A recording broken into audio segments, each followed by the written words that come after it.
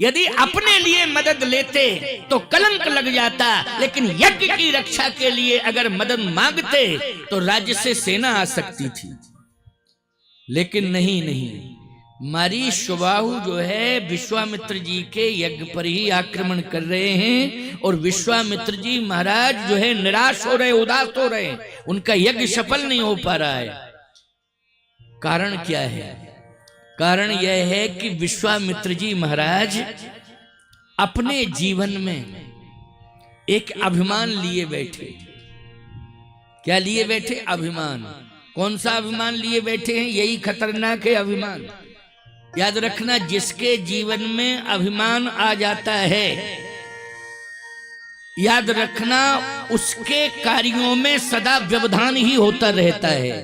अनुभव कर लेना आप, अभिमानियों के जीवन की बात मैं बता रहा हूं आपको। जिनके जीवन में अभिमान आ जाता है उनके जीवन में सदा व्यवधान ही व्यवधान रहता है। जैसे मैं प्रमाण दे रहा हूं, कंस के जीवन में अभिमान आया तो ईमानदारी के साथ बताओ सफल हो पाया कंस? कितना बड़ा व्यवधान आया, व्यवधान आते ही चले गए। आप विचारवान श्रोता हैं, विचार करना। रावण के जीवन में अभिमान आया, अभिमान आया तो व्यवधान आते ही चले गए। बोलो, आते चले गए। इतने आए व्यवधान कि उसका राज्य नष्ट हो गया, वो नष्ट हो गया। राना को कुल रोवन हारा, कोई कुल में रोने वाला तक नहीं रहा। अभिमान सबसे ज्यादा खतरनाक है। जिसके जीवन में अभिमान आएगा उसके जीवन में सदा व्यवधान ही व्यवधान आएगा। अभिमान को दूर करना है। वो अभिमान को दूर कब किया जाता है? जब हम भगवान के पास चल के जाएं और मंदिर में जाएं, अपना माथा मूर्ति के सामने झुकाएं। याद रखना, जैसे ही भगवान की मूर्ति के सामने नित्य प्रति जावें, अगर दूर के मंदिर में आप नहीं जा सकते हैं तो आपके पास में जो मंदिर है उस मंदिर में आप जाएं और नित्य प्रति भगवान के चरणों में मस्तक झुकाएं, तो आपके जीवन में कभी अभिमान आएगा ही नहीं।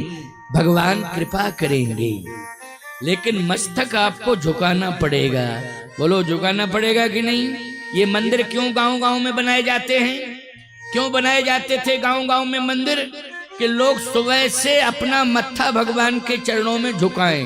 बोलो, इसलिए बनाए जाते थे कि नहीं मंदिर? गांव-गांव में मंदिर बनते थे। एक मंदिर नहीं, 2-4 मंदिर बने रहते थे, चाहे छोटे रूप में बने, लेकिन बने होते थे कि नहीं? इसलिए कि आप सुबह से स्नान करके जाएं और माथा झुकाएं। और सबसे बड़ी बात तो यह है कि अगर घर में माता पिता हैं तो आपका घर ही मंदिर है। सुबह उठ करके उनको ही प्रणाम कर लिया करो, अपना माथा उनके चरणों में रख दिया करो, आपका घर ही मंदिर है। जिन घरों में माँ बाप जिंदा हैं वो घर मंदिर है। सौभाग्यशाली है वो संतान जिनके माँ बाप बैठे हैं, वो आशीर्वाद दे रहे हैं। माँ बाप के मरने के बाद केवल आंखों में आंसू रह जाएंगे और पश्चाताप करते रह जाओगे, कुछ नहीं मिलेगा। क्योंकि माँ बाप चले गए प्यारे, दोबारा लौट के नहीं आएंगे, चले गए। लेकिन जिनके जिंदा बैठे हैं कम से कम उनकी सेवा कर लो। अगर तुमने सच्चे मन से अपने हाथों से बूढ़े माँ बाप की सेवा कर ली तो तुम्हारे दुर्भाग्य की रेखाएं सौभाग्य में बदल जाएंगी। ये मैं दावे के साथ कह रहा हूं, दुर्भाग्य की रेखाएं सौभाग्य में बदल जाएंगी। इतना ही कर लो, बहुत दूर जाने की जरूरत नहीं है। लेकिन इन हाथों से सेवा हो नहीं पा रही है, इन हाथों से सेवा नहीं हो पा रही है। ये हाथ तुम्हारे पछता रहे कि हम इसलिए नहीं आए थे कि तुमने दुरुपयोग करना शुरू कर दिया, हम इसलिए नहीं आए थे। याद रखना, परशुराम जी महाराज ने जब फरसा उठाया राम जी के ऊपर, लक्ष्मण के ऊपर, तो हाथ रोने लगा था परशुराम जी का कि ये हाथ रघुनाथ के ऊपर उठने के लिए नहीं। बोलो भाई, ये हाथ जो है रघुनाथ के ऊपर उठने के लिए थोड़ी आया है। ये क्या कर रहे हो, क्या निर्णय? इसलिए बहाए न हाथ तहाए रिस छाती, भाग कुठार कुंठित नृप घाती।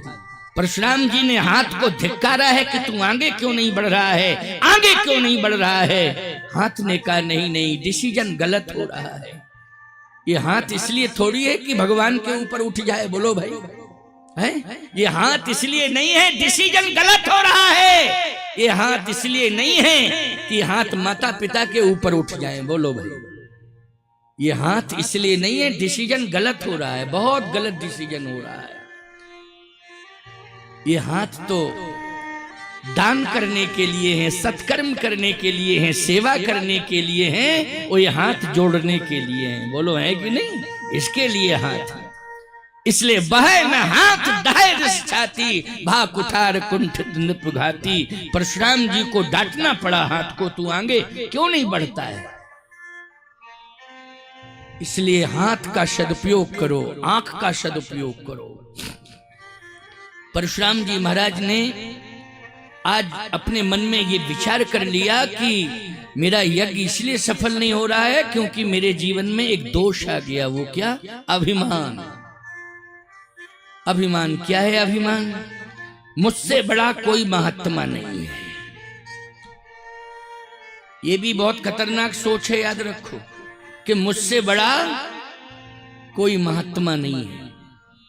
गुरु जब मंत्र देता है ना, महात्मा बनाता है, तो एक ही बात कहता है कि अपना परिचय देना। क्या? दासानुदास। क्यों यही परिचय दिया जाता है कि मैं दासानुदास हूं। आप सभी संतों का दिया हुआ, गुरुदेव भगवान का दिया हुआ इस दास का छोटा सा नाम, ऐसा ही कहा जाता है। ये परिचय देने का तरीका है। ये नहीं है कि तुम मुझे जानते नहीं हो, मैं महामंडलेश्वर हूं। तुम मुझे जानते नहीं हो, मैं कौन हूं। नहीं नहीं नहीं, ये परिचय देने की जरूरत नहीं है। परिचय तो अपने आप ही मिल जाएगा लोगों को। बोलो मिल जाएगा कि नहीं मिल जाएगा? भगवान राम तो भेष छिपा के गए थे ना वन में, लेकिन अपने आप परिचय मिल गया। छोड़ो जी सामान्य लोगों की बात, विषैले सर्पों ने विष का त्याग कर दिया था भगवान को देख करके। इससे बड़ा परिचय और क्या हो सकता है। जिन्हीं निरख मग सापिनी बीछी,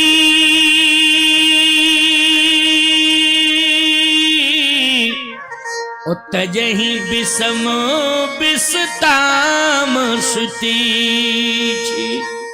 अस स्वभाव कहाँ सुनेऊ न देखेऊ, ओ कही खगेश रघुपति सम लेखेऊ। ऐसा स्वभाव संसार में किसी का नहीं है जैसा स्वभाव भगवान राम का है। भेष छिपा करके गए थे, राजकुमार बन के नहीं गए थे, दशरथ कुमार बन के नहीं गए थे। तापस बेश विशेष उदासी, 14 वर्ष राम बनवासी। लेकिन प्यारे, आज भी भगवान एक राजा के यहाँ जन्म लिए, 15 वर्ष की आयु हो गई, लेकिन भगवान राम ने अपना परिचय अयोध्या में राजकुमार के रूप में नहीं दिया है, सेवक के रूप में दिया है। सेवक के रूप में दिया है, राजकुमार के रूप में परिचय नहीं दिया कि मैं राजा का बेटा हूं। और राजा के बेटे बन करके तो आए ही हैं, लेकिन ये परिचय नहीं दिया कि मैं राजा का बेटा हूं। आयु 15 वर्ष की हो गई है, लेकिन परिचय क्या दिया है? आय सुमांग करही पुर काजा, ओ देख चरित हर से मन राजा। पूरी अयोध्या वासियों की सेवा में लगे हैं भगवान राम। 15 वर्ष की आयु में इतना बड़ा परिचय दे दिया भगवान ने अपनी सेवा के बल पर कि संपूर्ण अयोध्या वासी इतने प्रसन्न हो गए, इतने प्रसन्न हो गए भगवान राम के व्यक्तित्व से कि अब तो महाराज को विलंब नहीं करना चाहिए, जल्दी से जल्दी राम को सिंहासनासीन कर देना चाहिए। बोलो भय राम सब विधि सब लायक। सीधी सी बात मेरी यह है, ध्यान से सुनना, कान खोल करके सुनना। परिचय व्यक्ति का चरित्र से मिलता है, सेवा से परिचय मिलता है, स्वभाव से परिचय मिलता है। कभी दबाव से परिचय नहीं दिया जाता है। दबाव प्रभाव से कोई परिचय अगर देता है तो याद रखना उसका जीवन सच्चा इंसान का जीवन नहीं माना जाता है। दबाव और प्रभाव का परिचय शैतान का जीवन माना जाता है, इंसान का जीवन नहीं माना जाता है। इसलिए आपके जीवन में स्वभाव की श्रेष्ठता होनी चाहिए।